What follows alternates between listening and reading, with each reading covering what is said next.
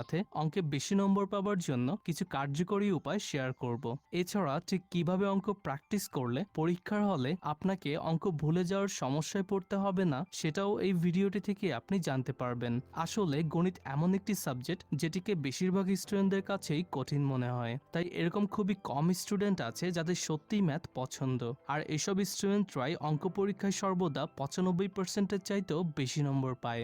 বন্ধুরা, আজ আমি আপনাদেরকে যে সকল টেকনিক বলবো এগুলো ব্যবহার করেই কিন্তু সকল টপার স্টুডেন্টরা গণিত পরীক্ষায় সর্বোচ্চ নম্বর অর্জন করে। সো এই সকল সিক্রেট ট্রিক্সগুলোকে জানার জন্য আজকের এই ভিডিওটিকে অবশ্যই প্রথম থেকে একটানা একেবারে শেষ পর্যন্ত দেখতে থাকুন। তো চলুন শুরু করা যাক। Number 1, understand all basic principal and concept. সত্যি বলতে গণিত অন্য সকল সাবজেক্টের চাইতে অনেক বেশি সহজ, কারণ বাংলা, সমাজ, ধর্ম ইত্যাদি বইগুলো পড়ার ক্ষেত্রে আমাদেরকে অনেক কিছু মনে রাখতে হয়। যেমন ধরুন, সমাজ বইয়ের ক্ষেত্রে পলাশির যুদ্ধ কখন এবং কেন হয়েছিল, কোন দেশের রাজধানীর নাম কি, কোন রাজার বাবার নাম কি ছিল, এই সকল বিষয়গুলো আমাদেরকে কোনো প্রকার লজিক ছাড়াই শুধুমাত্র মুখস্থ করে মনে রাখতে হয়। অপরদিকে ম্যাথ সম্পূর্ণ লজিকের উপর ডিপেন্ড করে। যদি আপনি শুধুমাত্র একবার একটু কষ্ট করে প্রতিটি অঙ্কের বেসিক প্রিন্সিপাল এবং কনসেপ্টগুলোকে আয়ত্ত করতে পারেন, তবে আপনাকে আর কখনোই অঙ্ক নিয়ে সমস্যায় পড়তে হবে না, এবং আপনার সামনে যতই কঠিন অঙ্ক আসুক না কেন আপনি তখন সেটি খুব সহজেই সলভ করতে পারবেন। আসলে ম্যাথে আমাদেরকে অন্য সাবজেক্টের মতো তেমন কিছু মুখস্থ করতে হয় না। এখানে শুধুমাত্র অঙ্কগুলোকে বুঝতে পারলেই সেগুলো নির্ভুলভাবে সমাধান করা যায়। Number 2, must practice math daily.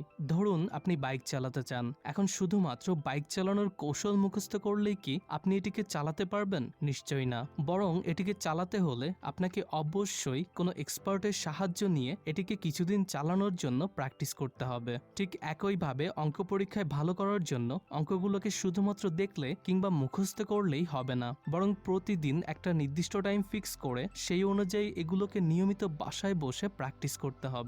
অপরদিকে প্র্যাকটিস না করে আপনি যদি অঙ্কগুলোকে শুধুমাত্র সলিউশন থেকে দেখেন, সেক্ষেত্রে তখন সেটিকে দেখতে সহজ মনে হলেও পরীক্ষার হলে সেই একই অঙ্ক কিছুটা করার পর দেখবেন আপনি আর সেটিকে মনে করতে পারছেন না। তবে এটি আগে থেকে কয়েকবার বাসায় প্র্যাকটিস করা থাকলে পরীক্ষার হলে অঙ্ক ভুল হওয়ার সম্ভাবনা কিন্তু অনেকটাই কম থাকে। তাই অঙ্ক পরীক্ষায় বেশি নম্বর পেতে চাইলে যতটা সম্ভব বেশি বেশি সময় নিয়ে নিয়মিত অঙ্ক প্র্যাকটিস করার অভ্যাস করুন। Number 3, make a formula book.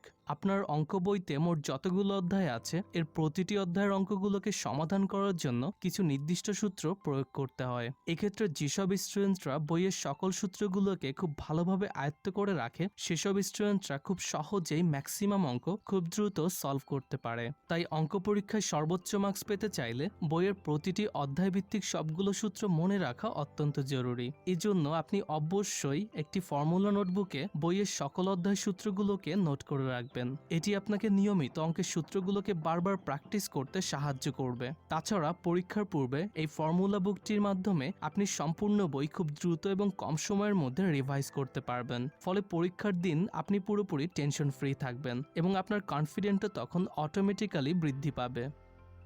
Number 4, study in a quiet room. অন্য সব সাবজেক্টের তুলনায় অঙ্ক করার ক্ষেত্রে আমাদেরকে একটু বেশি মনোযোগী হতে হয়, না হলে আমাদের পক্ষে একটু কঠিন অঙ্কগুলোকে সলভ করা খুবই কষ্টকর হয়ে দাঁড়ায়। তাই সম্পূর্ণ মনোযোগ সহকারে ম্যাথ প্র্যাকটিস করার জন্য আমাদের উচিত এমন একটি স্টাডি রুম চুজ করা যেখানে বাইরের শব্দ কম যায়। তাছাড়া অঙ্ক করার সময় আপনার মোবাইল ফোনটিকেও একদমই আপনার হাতের কাছে রাখবেন না, কারণ দেখা গেল আপনি খুবই মনোযোগ সহকারে কোনো একটি কঠিন অঙ্কের সমাধান করছেন, ঠিক তখনই যদি আপনার ফোনে কল কিংবা নোটিফিকেশন আসে তবে কিন্তু তখন স্বাভাবিকভাবেই আপনার মনোযোগে ব্যাঘাত ঘটবে। তাই অন্তত অঙ্ক করার সময় এই মোবাইলটাকে পড়ার টেবিল থেকে যত বেশি দূরে রাখা যায় ততই ভালো। এছাড়া সম্পূর্ণ ফোকাস ধরে রাখার জন্য আপনি যে রুমে বসে অঙ্ক করবেন সেখানে অতিরিক্ত প্রয়োজন না হলে বাসার অন্য সদস্যদেরও আসতে নিষেধ করবেন।